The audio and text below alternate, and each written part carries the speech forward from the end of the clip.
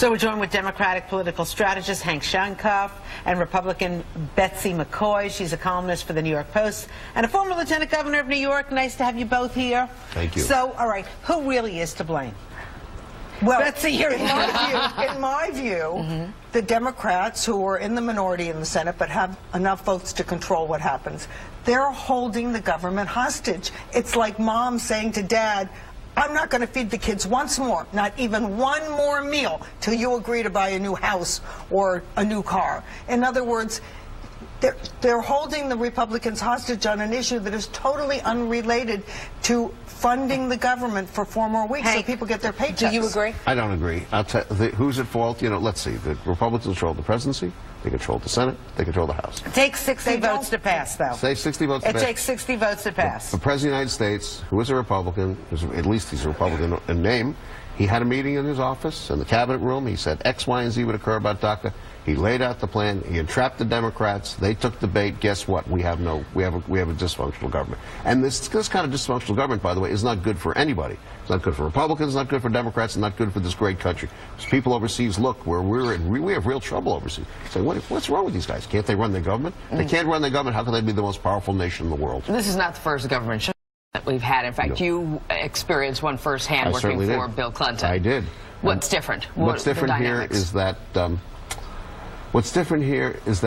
Democrats are different Democrats. They're less ideological in many ways, and this is really about power to some extent. Who's going to be in charge? And they want to set up a clear line of electoral attack.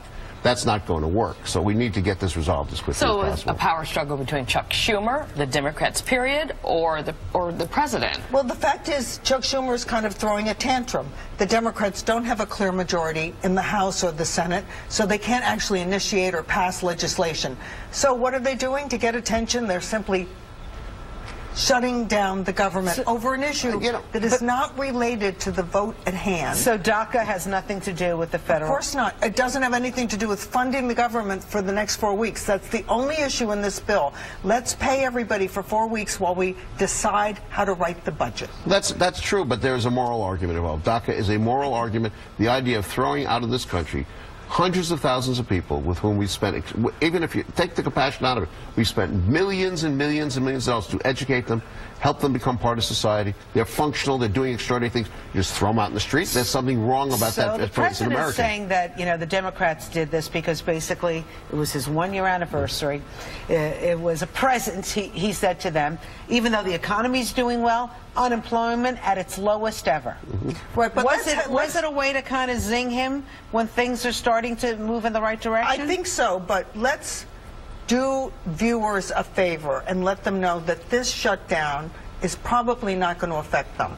Unless you need a passport, that office might close soon. Yeah, but there are people who are living paycheck to paycheck, That's Betsy. right. That will That's affect right. They're going to get their paycheck. And the Congress people and the senators are, you know, I'm able not to crying cash for them. They're able to cash their check right now. That's right. That's right. But if you need Medicare or Medicaid, if you're waiting for your Social Security check, if you're in New York and you want to visit the Statue of Liberty or Ellis Island, all of that is still going to continue. So I just want to reassure people viewing that life is going to go on for most of us, whether this shutdown occurs or not. It's largely theatrics. One could argue that Congressman Donovan was also saying, let's keep in mind, it's 3 days. It's not beyond 3 days. So as time progresses, if they're not able to reach a deal and the shutdown continues, it will then impact people. It will impact more people. I'm more concerned about the military.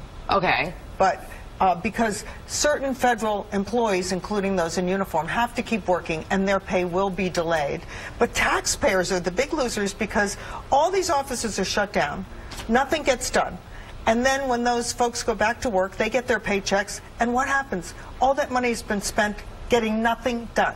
Well, this is a mess. Can you imagine what people overseas in zones where we are in trouble as a country, where we have to exert influence, saying they can't even run their own country? Yeah, but this is not the first time this has happened. Or the first country. But this is the first country. But you know, look, we're in a period of transition in American power throughout the world.